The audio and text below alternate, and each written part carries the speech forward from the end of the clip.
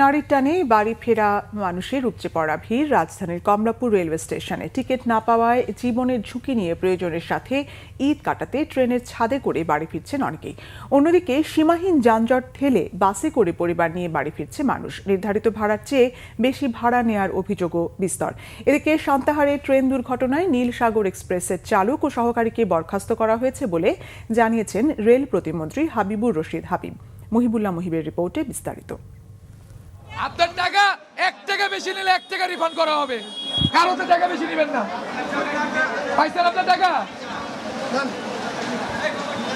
সকাল ধরে আমরা খাতা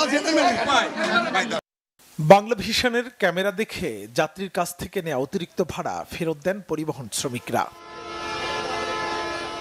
সায়দাবাদ থেকে মাইজদিগামী এই লোকাল বাসের নির্ধারিত ভাড়া 495 টাকা। এসব বাসে যারা উঠছেন তাদের কেউ পরিশোধ করছেন 600 টাকা, আবার কেউ পরিশোধ করছেন 500 টাকা।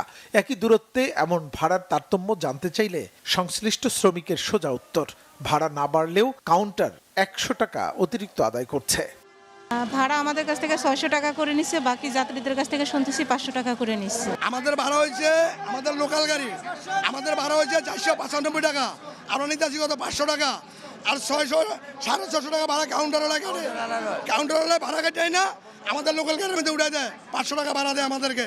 তো যাত্রী তো ভাড়া দিয়েছে মানে 600 টাকা কাউন্টারে, আমার তো কাউন্টার নেই, আমার তো লোকাল কাউন্টার। অন্যদিকে ঈদের টানা ছুটির তৃতীয় দিনেও কমলাপুর রেল স্টেশনে যাত্রীদের উপচে পড়া ভিড়।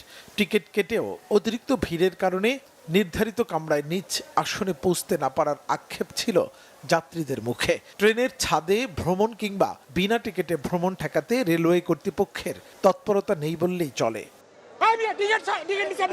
আপনি কি দেখবেন? টিকিটদারীদেরকে বাইরে রেখে ওনারা গেট বন্ধ করে দাঁড়ায় আছে। না ভাই, টাকা দিয়ে টিকিট কাটছি, ইনস্ট্যান্ট টিকিট কাটছি, সিট আছে, ভিতরে ঢোকার কোনো জায়গা পাচ্ছে না, এখানে টিটিও নাই, কেউ নাই। আগে আসছে বলে উঠতে পারছি, নাহলে উঠতেই পারতাম না। এখন দেখেন যারা আসছে, যাদের টিকিট আছে তারাও ঢুকতে পারতেছে না। কি করবো, আমার বাপ মা দেশে আছে, আমাদের যেতেই হবে না।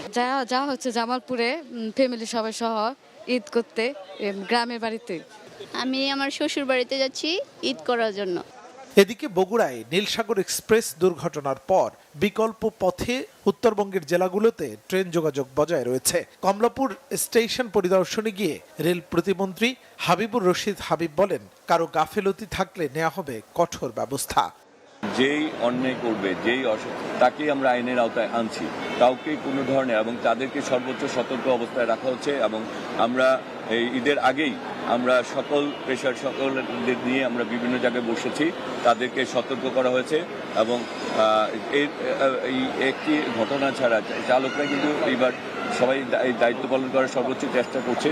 যে একজন আমরা চাই শতভাগ, আমরা সার্ভিসটা চাচ্ছি, আমরা শতভাগ মানে সেবাটা নিশ্চিত করতে চাচ্ছি।